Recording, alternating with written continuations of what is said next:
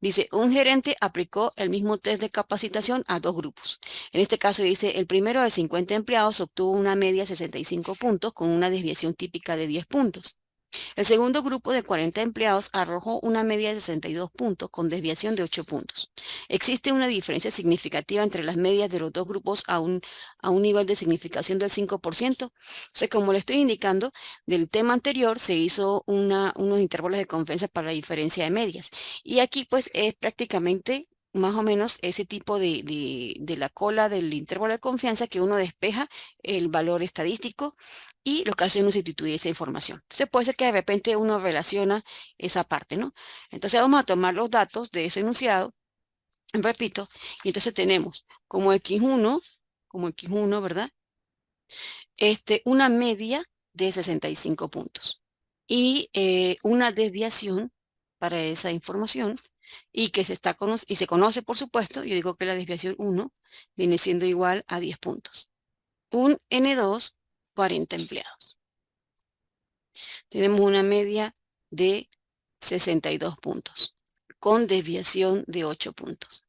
Entonces, ya teniendo más o menos, claro que voy a colocar aquí el estadístico, ya sabemos que ese estadístico va en un punto en específico, pero voy a colocar aquí para que veamos qué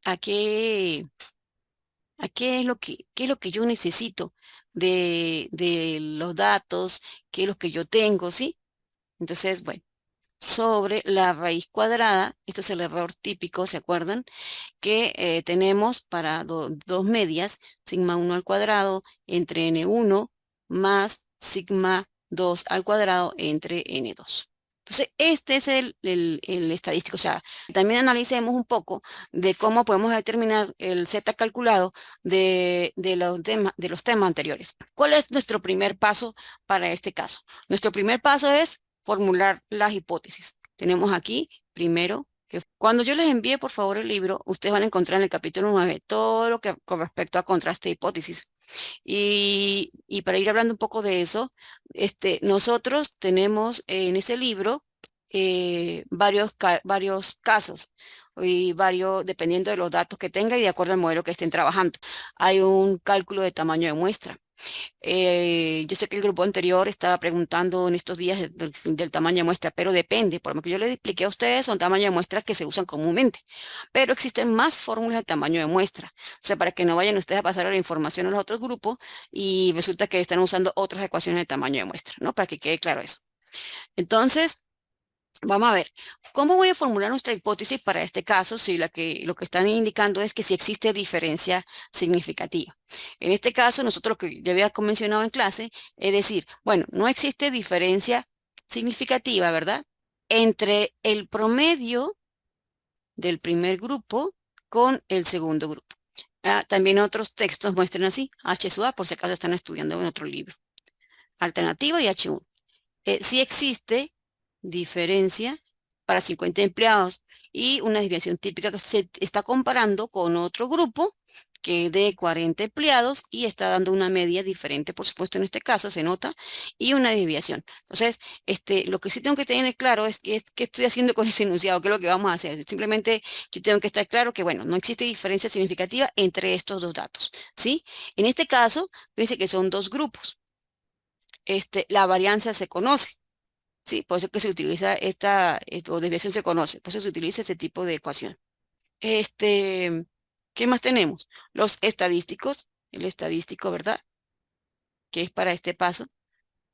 ¿Qué es? Bueno, colocar que la hipótesis nula viene siendo que la media, ¿verdad? Poblacional, fíjense que aquí estamos colocando ahora una media mu poblacional del grupo 1 que va a ser igual a la media poblacional al grupo 2. Como en el enunciado preguntas directamente que si existen diferencias, pues nosotros lo que vamos a colocar aquí en este momento es que es diferente mu1 a mu2, ¿sí? Bueno, lo especifica el enunciado. ¿Sí? Existe una diferencia significativa, es lo que está indicando ahí, por lo tanto usamos diferencia para el caso de hipótesis alternativa. ¿Cuál es el segundo paso? Bueno, el segundo paso, ¿verdad? Viene siendo que seleccionar un nivel de significancia.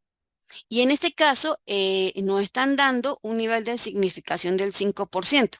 Dos colas o una cola. En este caso, como es diferencia, viene siendo para las dos colas. Este es para la parte superior y este es para la parte. Entonces, en tabla tengo que venir y buscar al 0.025. Bien, al 0.025. Nosotros estamos viendo aquí que en este caso el valor de tabla es directo, ¿sí? No hay que interpolar, simplemente venimos y tomamos aquí de la parte de nuestro valor viene siendo menos 1.96 y 1.96.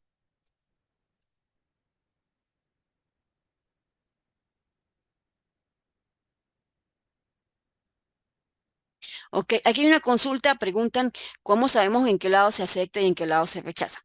Siempre que vamos a trabajar nosotros con dos colas, sombreamos son las colas inferiores, las colas menos infinito hasta ese valor, menos 0.025. Y de 0.025 hasta más infinito, esa es la zona de rechazo. Eh, Podemos ver que la campana de Gauss o la distribución normal, tiene más información, sí, porque sí, que más área, es más área. Entonces, por lo tanto, si el valor cae en esta zona, esta va a ser la zona de aceptación. ¿El valor qué? El valor de calculado, ¿sí? El valor calculado. Esta es la zona de aceptación. Ahora, si nuestra hipótesis, porque recuerden que este gráfico se basa es en la hipótesis alternativa. ¿Sí? De acuerdo a lo que usted vea en el enunciado. Si no nos hubieran dado que termináramos la diferencia, simplemente yo digo, bueno, pues yo viendo los datos con respecto de una población y la otra, yo puedo decir que la media de la población eh, sub 1 es mayor que sub 2. Sí, lo estoy viendo, ahí lo estamos viendo con esos cálculos. Y si no me dijera esta información de si existe una diferencia significativa, entonces yo asumo eso. Claro, este... eso es lo que nosotros tenemos que considerar para poder graficar. ¿Qué pasa si nuestro mu es para una sola cola?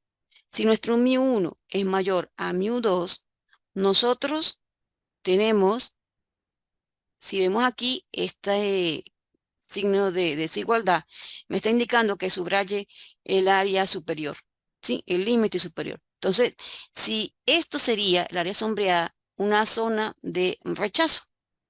La zona de rechazo. Si nuestro mu 1 es menor que mu 2, pues está haciendo referencia a la cola inferior. Entonces, esta sería nuestra zona de rechazo. La zona de rechazo es la área sombreada y la zona de aceptación es la zona no sombreada. Entonces, lo que yo voy a buscar con este tipo de contenido es que con el valor o el estadístico calculado, ¿sí? Si cae en la zona de no sombreada, yo la voy a comparar, por supuesto, con el valor crítico de tabla, o sea, el valor de tabla. Yo lo comparo con el valor de tabla y miramos para este tipo de gráfico, en este que estoy rayando, este, si el límite, vamos a poner aquí, z de tabla, mejor dicho, sería aquí. Si el z calculado para este gráfico va a ser mayor que el z de tabla, se acepta la hipótesis nula. Sí, porque va a caer en la zona de no sombreada. Pero si en este gráfico, cuando sea este, mayor, o sea, límite superior, yo tengo que decir, bueno, para mí en este caso, viendo el gráfico, mi z calculado debe ser menor al z de tabla, para nosotros poder aceptar h sub 0. Es eso lo que quiero decir. Y en el caso de diferencia significativa, vamos a colocar su regla de decisión. Esta regla de decisión es lo que usted debe considerar siempre para el siguiente paso. Nosotros en clase habíamos dicho que adelantáramos ese paso. Ah, bueno. Entonces, fíjese que yo le había comentado en clase que para que no hubiera como un conflicto cuando uno hace el cálculo de, de Z calculado, o bueno, el estadístico que esté trabajando, entonces uno como que tiende a comparar de una la información para hacer la regla de decisión. Pero vamos a colocar primero entonces, formular la regla de decisión y colocamos de último el estadístico a utilizar.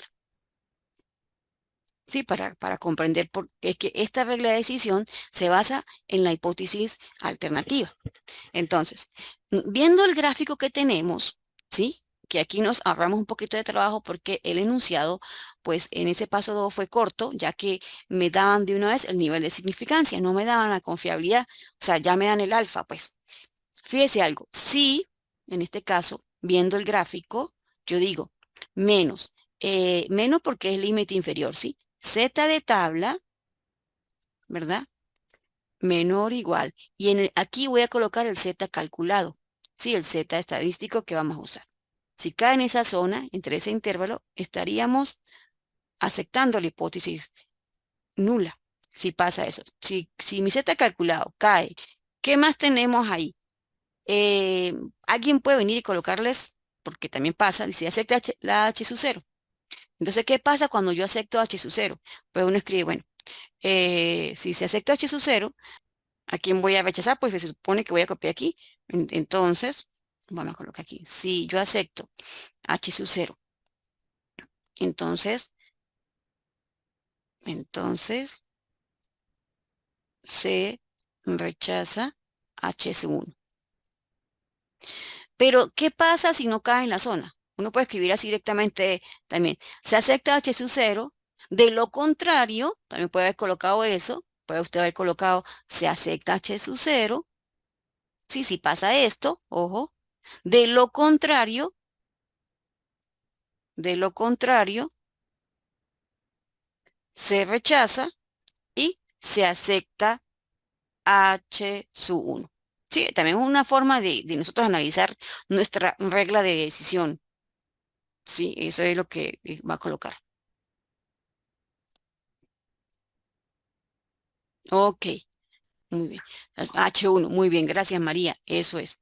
Si usted acepta H sub cero, quiere decir que está rechazando H, H alternativa o HI o H1, ¿sí? Entonces, muchas veces, pues, eso es lo que hay que comprender. ¿Qué es lo que estoy haciendo? Ah, bueno, sí, ya sé. Ya tengo el gráfico y con el gráfico yo puedo saber si voy a aceptar H sub cero o no.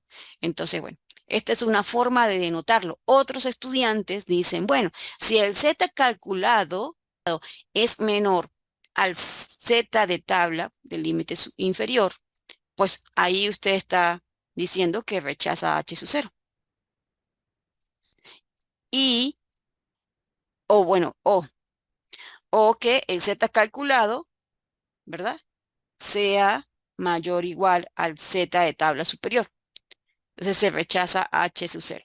Entonces, eso es lo que Edwin pregunta, profe, ¿podría explicar el paso 3 nuevamente? Bueno, no tengo problema en explicar el paso 3. El paso 3 va a depender del gráfico, ¿verdad? Que yo tengo aquí.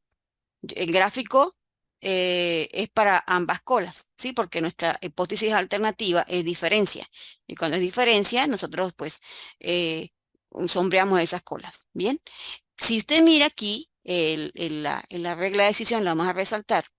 Si miramos la regla de decisión que estoy formulando inicialmente, estoy diciendo que si el Z calculado cae en esta zona no sombreada, si cae en esta zona no sombreada, si el Z calculado cae en la zona de aceptación.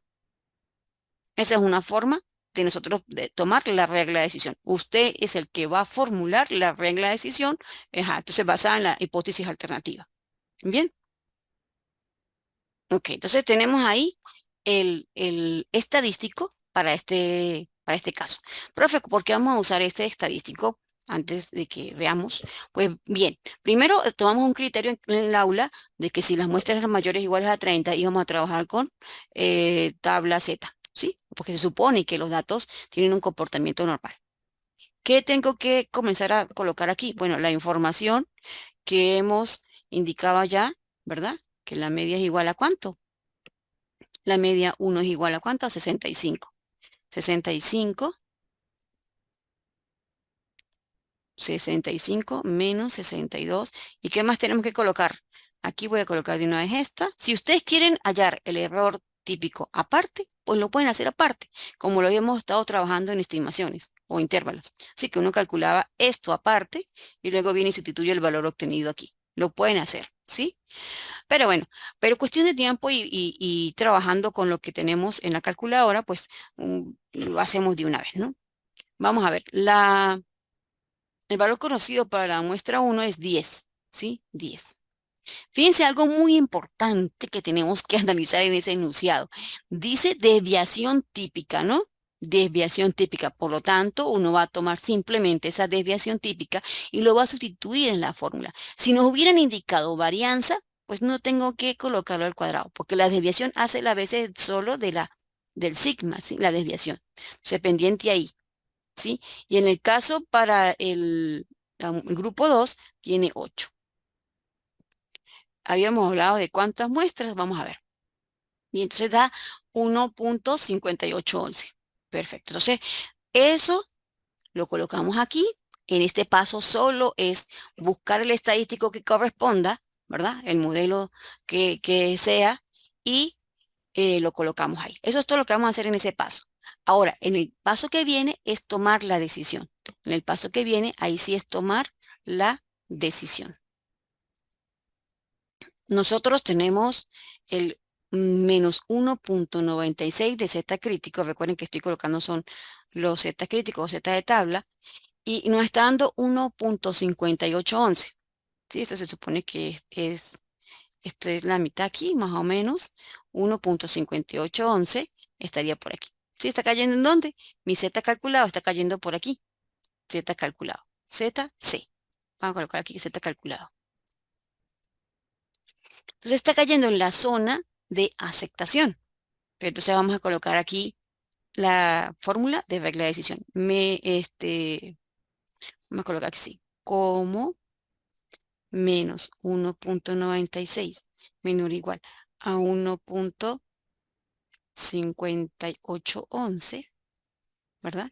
Se encuentra entre esos dos valores. Pues, ¿qué es lo que tenemos que hacer? Al caer en la zona al caer, ¿sí? Al caer en la zona de aceptación,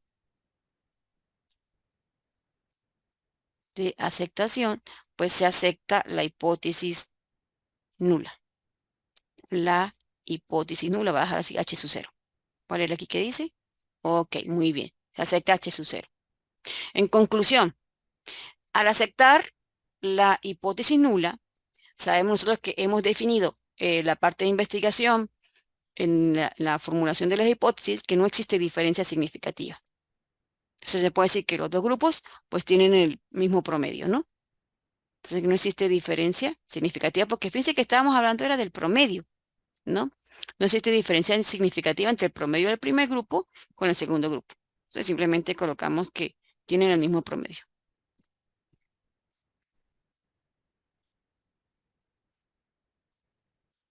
¿Alguna duda con este enunciado? Porque fíjense que es sacar los datos. Ya algunos estudiantes me habían enviado más o menos con la idea de esto. Entonces, más o menos sí les dio lo mismo. No existe diferencia significativa.